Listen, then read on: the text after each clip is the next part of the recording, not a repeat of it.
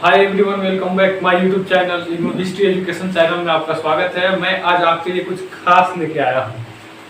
कल तक हमने जो पढ़ा उसमें सिंधु सभ्यता से और हड़प्पा सभ्यता से जो भी प्रमुख वस्तु मिली थी, जहाँ मिले थे, उनके बारे में पढ़ा लेक्चर 5 में। अगर इतिहास आप पढ़ रहे हैं तो मेरा एक एक वीडियो महत्वपूर्ण है, बशर्ते आप देखेंगे सही समय में। तब आज मैं ये कहना चाहूँगा कि आप अगर मेरे वीडियो को देख रहे हैं तो सामने कॉपी रख के देखें और जो बोले उसका मेन टॉपिक लिख ले, इसलिए कि मेरे पास पीडीएफ की फाइल है नहीं। मेहनत आपको करना होगा, सिर्फ और सिर्फ मैं इशारा दिखा सकता हूँ, कर सकता हूँ, और मेहनत आप करें। आपका वजह है, आप खुद पढ़ेंगे। अगर इतना नहीं करेंगे तो फिर मेहनत किस काम की, पढ़ाई किस काम की। चलिए आते हैं अपने टॉपिक पे। आज हमको पढ़ना है सिंधु सभ्यता की विशेषताएं। इसकी कौन कौन सी विशेषता रही। पहला विशेषता है सिंधु सभ्यता का एक नगरीय शहरी विशेषता थी। सिंधु सभ्यता हमने पहले जो पढ़ाया उसमें आप देखे होंगे कि सिंधु सभ्यता ऐसा विशेषता है जो कि शहरी विशेषता है और शहरी सभ्यता है। पहली विशेषता ऐसी है, पहली ऐसा सभ्यता है जो कि सिंधु सभ्यता है जो शहरी क्षेत्र से संबंधित है। आइए देखते हैं दूसरा। यहाँ की सड़क एक दूसरे से समकोण पर काटती है। समकोण होता है जिसका दो कोण समान हो। वो आप 9th या 10th में पढ़े होंगे, ऐसे बनता है समकोण। या फिर इस तरह से देख लीजिएगा, इस वो मतलब बता रहे आपको 90 डिग्री का कोण बनता हो, जहां पे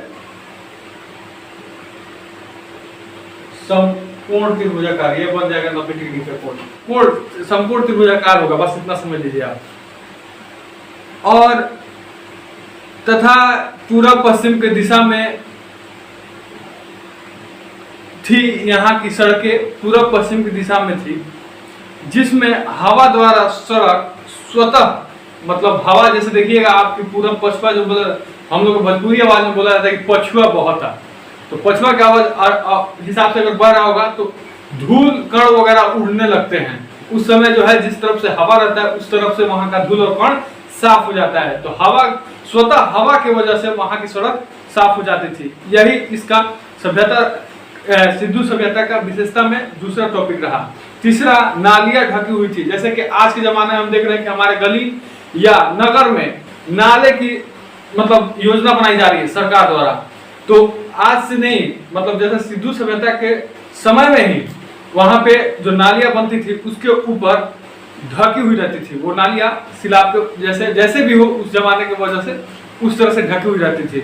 आज के और तीसरा चौथा इसमें का देखेंगे विशेषता, अर्थव्यवस्था का मुख्य आधार कृषि था। जैसे कि हम अर्थव्यवस्था के से ही चलता है देश, इतना याद रखिएगा। जैसे सेंसेक्स शेयर बाजार का नाम आपने सुना होगा, जो कि मुंबई में स्थित है, अपना इंडिया का सेंसेक्स और शेयर बाजार। तो उसी प्रकार वहां पे जो हम लोग कमाने जाते हैं, बाहर में काम करते हैं, दूसरे यहाँ मजदूरी करके लाते हैं, अपना पेट पोसते हैं। 100 में 25% लोग ही नौकरी करते हैं। इतना बात आपको ध्यान में होना चाहिए। तो उसी प्रकार यहाँ पे जो है कृषि से संबंधित वहां उस जमाने में मेन मुख्य उद्देश्य अर्थव्यवस्था का वही कृषि था। अब देखिए इसकी पांचवा, इसका व्यापार विदेश से होता था, मतलब यूरोपीय कंट्रियों से होता था। एशिया से, यूरोप से, मतलब अलग अलग देशों से हम व्यापार करते थे। इसमें और देखते हैं सिंधु सभ्यता समाज, सिंधु सभ्यता का समाज 4 वर्गों में बांटा हुआ है। विद्वान पहला, दूसरा योद्धा, तीसरा व्यापारिक एवं शिल्पकार, चौथा श्रमिक। इनका समाज मातृ सत्रात्मक था, सत्रात्मक, और इसकी शिल्पी भाव चित्रात्मक थी, जिसमें पढ़ा नहीं गया। अब देखिए यहाँ पे जो भी मतलब मिला था लिपि, इस लिपि की भाव चित्रात्मक थी। मतलब जैसे कि हम समझ रहे हैं कि हम पढ़ा रहे हैं, तो मेरा फोटो द्वारा यहाँ पे दर्शाया जाएगा कि हम बोर्ड पे पढ़ा रहे हैं, तो उस पर फोटो लगा दिया जाएगा, हमारे बारे में बताया जाएगा, लिखा नहीं जाएगा। ठीक है, तो यहाँ पे हम देखते हैं कि इसकी लिपि भाव चित्रात्मक थी, जिसमें पढ़ा नहीं गया, उसमें पढ़ा नहीं जा सकता, सिर्फ चित्र देख सकते हैं। बच्चों को समझने के लिए आज भी ऑल इन वन एक बुक आता है, उस बुक में दर्शाया जाता है, चित्र बनाया जाता है, उसके बाद नीचे शब्द में, तो शब्द जो लिखा जाता है उसको लिपि बोलते हैं। अब देखिए लिपि मतलब भाषा होता है।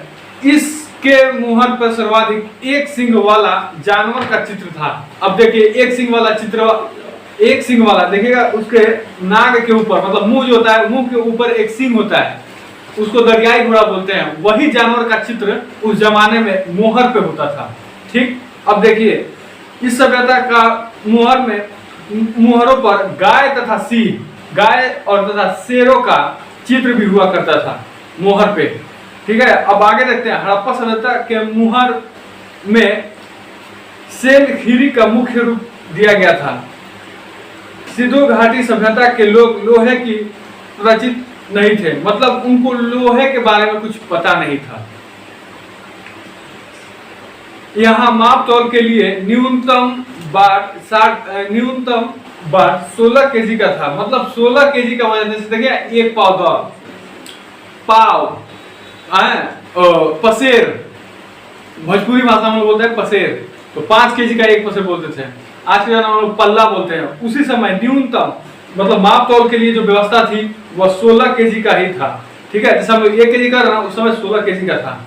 अब देखिए सिंधु सभ्यता के लोग युद्ध तथा तलवार के परिचित नहीं थे, मतलब युद्ध करने जाते थे तो तलवार, लाठी, डंडा, वो जो भी कुछ था हथियार में, मतलब अस्त्र बोले या शस्त्र बोले, अस्त्र शस्त्र में दोनों में अंतर होता है, उसको आगे बताएंगे हम, तो उससे ये परिचित थे।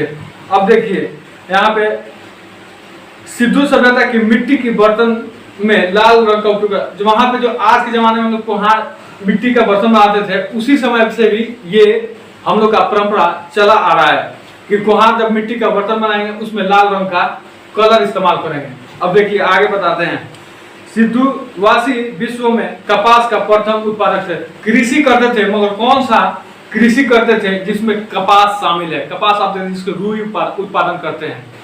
ठीक है, अब देखिए सिंधु घाटी का सभ्यता कृषि, सिंधु घाटी सभ्यता के लोग कृषि भी करते थे, पशुपालन करते थे, परंतु उनका मुख्य व्यवसाय व्यापार था। कौन था? तो कृषि था। यह हमारे सिंधु घाटी की विशेषता रही। इसमें से कुछ लिखेंगे, कुछ पढ़ेंगे, कुछ समझेंगे, तब समझ में ही आएगा। आप मेरे वीडियो को देखें, लेक्चर सुन रहे हो तो कॉपी आगे रख लें, एक एक करके लिख लें।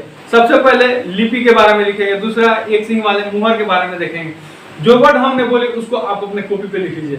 यकीन मानिए आपका जो सिलेबस होगा उसमें आप ढूंढिए हिस्ट्री का, चाहे वो ISC हो, चाहे वो IA हो या फिर BA हो, चाहे वो MA हो, हिस्ट्री ऑनर्स होगा, इसमें अवश्य पूछा ही होगा इससे संबंधित। अब देखिए हम छोटा छोटा वीडियो क्यों बना रहा हूं, इसका भी एक कारण है। कारण यह है कि एक दिन में बच्चे कम से कम 2 वीडियो या 3 वीडियो देख लें। आप ये ना बनाए कि 10 मिनट का वीडियो, आज एक वीडियो देखिए, कल एक वीडियो देखेंगे, ऐसा आप कभी न सोचे। आप सोचे कि आज का ये 10 मिनट का है, अगर टाइम बचा है तो 10 मिनट और दे दें ताकि 2 वीडियो देख लें। उसी में आप चैप्टर वाइज इसको लिखवा लीजिएगा। सबसे पहले क्वेश्चन बनाने से पहले उसमें क्वेश्चन दिया रहता है, सिंधु सभ्यता से आप क्या समझते हैं, चाहे हड़प्पा सभ्यता से आप क्या समझते हैं, इस पे एक टिप्पणी लिखे, इस पे चर्चा करें। उसका वर्ड का जो शब्द होगा वो अलग अलग होगा, मगर लिखना एक ही चीज होता है, बस इसमें प्रकार होगा। अंतर जो होगा, अंतर 2 तरफ से दिखाया जाता है। विशेषता जो होगा, उसका मुख्य उद्देश्य क्या है वो विशेषता में आ जाएगा। ठीक है, परिभाषा में आप क्या समझते हैं या क्या है, अगर इस तरह का टॉपिक अगर आपको पूछता है तो वहां पे आप परिभाषा दबाइए, परिभाषा को दर्शाइए। ठीक है, देखिए अभी नया चैनल है, बोलने का एक्सपीरियंस हम कर रहे हैं। अगर थोड़ा सा कहीं बाय मिस्टेक हुआ हो हमसे, तो आप लोग, हम भी पढ़ाई कर रहे हैं, हमने पहले भी वीडियो में बोला है कि हम भी पढ़ाई कर रहे हैं। ये ना सोचे कि हम पढ़ा रहे हैं तो शर्म की बात है, ऐसा कुछ नहीं, मिस्टेक सबसे होता है। ठीक है, अगर मिस्टेक हुआ हो टीचर के रूप में माने तो, या छात्र के रूप में माने तो उसे आप माफ कर देंगे तो कोई बहुत बड़ा काम नहीं कर देंगे, ऐसा यकीन मानिए, गलती सबसे होती है। चलिए आगे क्लास कल मिलते हैं हम। और आप देख रहे हैं हिस्ट्री आपको पढ़ना है तो लेक्चर एक एक करके देखिए। आज के लिए इतना ही, कल के लिए नेक्स्ट टाइम देखते हैं।